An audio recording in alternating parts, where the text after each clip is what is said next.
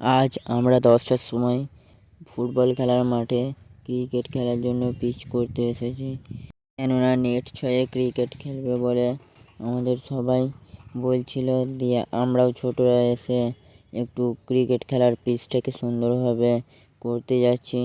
তা কিছুটা পর আমাদের পিচটা হয়েও গেছে। এই যে দেখতে পাচ্ছ কত সুন্দর হালকা হালকা করে ঘাস কেটে নেওয়ার পরে বাঁশগুলো পড়ে রয়েছে। তা বাঁশগুলো অনেক বাঁশ কেটেও দিয়েছি। এই যে আমাদের ছেলেগুলো বসে রয়েছে, তার মধ্যে আমিও কোদাল নিয়ে একটু খেলা করছি। বুঝতেই পারছো আমাদের এই গরমে লেবারগুলো হাঁপিয়ে গেছে। লেবার বলবে না।